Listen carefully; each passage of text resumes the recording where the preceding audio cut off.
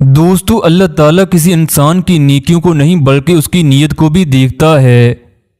کل جب آخرت کا دن ہوگا اللہ تعالیٰ کے سامنے کچھ لوگ ایسے بھی کھڑے ہوں گے جن کی نیکیوں کے پہاڑ ہوں گے۔ جب اللہ تعالیٰ کی بارگاہ میں حاضر ہوں گے ان کی یہ پہاڑ جیسی نیکیاں ریت کے ٹیلے کی طرح بکھر جائیں گی۔ ایک دفعہ ایک پاکستانی خانہ کعبہ کا طواف کر رہا تھا جس کی آنکھوں سے زاروں قطار آنسو جاری تھے۔ وہ ہر طواف کے بعد سجدے میں گر پڑتا، رو رو کر کہتا، تو دو جہانوں کا رب ہے، تیری محبت پانی کے قطروں سے زیادہ، ریت کے ذروں سے زیادہ، درخت کے پتوں سے بڑھ کر ہے۔ اے میرے رب، مجھے تیری کبریائی کی قسم تو مجھے جہنم میں نہیں پھینک سکتا۔ اگر تو نے مجھے جہنم میں پھینکنا تھا تو مجھے دنیا میں بھیجا ہی کیوں؟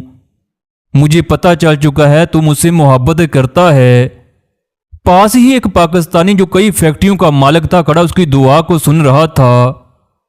اس پاکستانی سیٹھ نے اس کا پیچھا کرنا شروع کر دیا، یہاں تک کہ پیچھا کرتے کرتے اس کے ہوٹل میں پہنچ گیا۔ اس کے کمرے میں جا کر پوچھنے لگا، بھائی میں آپ سے ایک بات پوچھنے آیا ہوں۔ اللہ تعالیٰ نے مجھے 10 حج کروائی، یہ اس کی ذات کا کرم اور رحم ہے، مگر میں نے اپنے حج میں وہ محبت ضرور نہیں دیکھا جو تمہارے حج میں محبت مجھے دکھائی دی۔ تیرا رب سے مانگنے کا انداز دیکھ کر مجھے ایسا لگا جیسے تو رب سے کان لگا کر بات کر رہا ہے۔ اے میرے بھائی، اس کا کیا راز ہے؟ اس حاجی نے بتایا، میرا نام اسلم ہے جبکہ میں ایک پرائیویٹ ہسپتال میں کلرک ہوں۔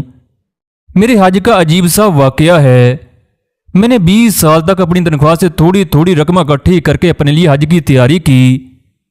ایک دن میں اکاؤنٹ ڈپارٹمنٹ سے باہر نکلا تو دیکھا ایک عورت باہر کھڑی رو رہی ہے جبکہ اس کا بیٹا کسی حادثے کی وجہ سے دونوں ٹانگوں سے معذور ہو چکا تھا۔ وہ عورت جانتی تھی میں اس ہاسپٹل میں کلرک ہوں، چنانچہ اس خاتون نے مجھے سلام کیا اور بوجھے ہوئے لہجے میں کہا، سر میں آپ کو کافی دیر سے تلاش کر رہی ہوں، میرا بیٹا موٹر سائیکل سے گرا جس کی وجہ سے اس کی ٹانگوں پر چوٹ لگی۔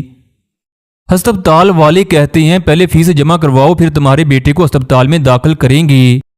میں سیدھا ایڈمن کے کمرے میں گیا، ان سے گزارش کی، ایک غریب عورت ہے، اس کے بچے کی مدد کی جائے۔ ایڈمن کو پتہ چل چکا تھا میں کس عورت کی بات کر رہا ہوں، چنانچہ اس نے کہہ دیا میں اس حوالے سے کچھ نہیں کر سکتا۔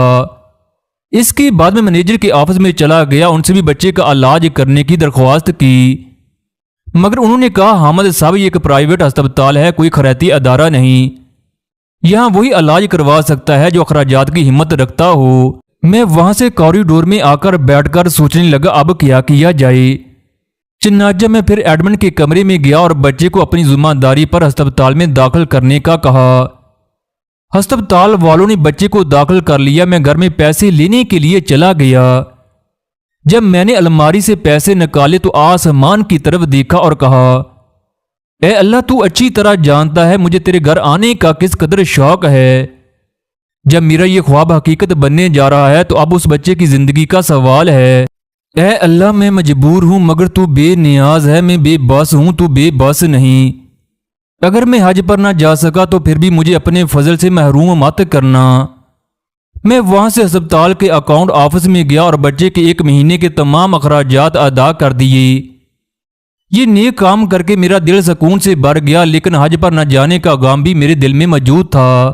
سیٹھ نے پوچھا، اگر آپ نے عورت کے بچے کے علاج کے تمام اخراجات ادا کر دیے تو پھر حج پر کیسے آئے؟ حامد نے جواب میں کہا، میں جب گھر آ کر لیٹا تو حج کے ایک ایک مناسک میری نظروں کے سامنے گھوم رہے تھے۔ میں نے کئی بار بیت اللہ کا خیالی طواف کیا، کئی بار لبیک اللہم لبیک کہتے ہوئے مجمع کے ساتھ اپنی آواز ملائی۔ مجھے پتہ بھی نہ چلا کب میری آنکھوں سے آنسو جاری ہو گئے اور کب میں نیند کی آغوش میں چلا گیا۔ میں خواب میں کیا دیکھتا ہوں، میں بیت اللہ کا طواف کر رہا ہوں اور لوگ میرا نام لے لے کر مجھے حج کی قبولیت کی بشارتیں دے رہے ہیں۔ اے حامد تیرا حج قبول ہو گیا، تو نے زمین سے پہلے آسمان پر حج کیا، ہمارے حج کی قبولیت کے لیے بھی دعا کرو۔ اسی کیفیت میں فون کی گھنٹی نے مجھے جگا دیا۔ ہسپتال کا مینیجر کہہ رہا تھا ہسپتال کا مالک حج پر جا رہا ہے، وہ ہر دفعہ اپنی بیوی کے ساتھ جاتا ہے مگر اس دفعہ اس کی بیوی بیمار ہو گئی ہے، لہٰذا اب آپ کو ان کے ساتھ بھیجنے کا فیصلہ کیا۔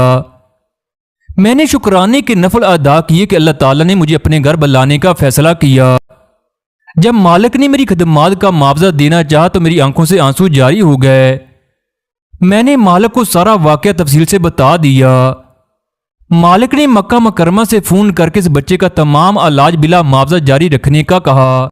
سیٹھ کی آنکھوں میں آنسو آ گئے۔ اس نے اٹھ کر حامد کا ماتھا چوما اور مبارکباد دی۔ کہنے لگا، میں سمجھتا تھا میں نے 10 حج کر کے اللہ کا بڑا قرب حاصل کیا، مگر آج مجھے لگتا ہے میرے ایسے 1000 حج بھی تیری اس ایک حج کے برابر نہیں ہو سکتی۔ میں تو خود حج پر آتا رہا، مگر تجھے تو اللہ تعالیٰ خود اٹھا کر اپنے گھر لایا۔ خواتین و حضرات، اللہ تعالیٰ لوگوں کی نیتوں کو دیکھتا ہے۔ آپ صلی اللہ علیہ وسلم نے فرمایا، تم میں سے بہترین وہ ہے جو مخلوق کے لیے اچھا ہے۔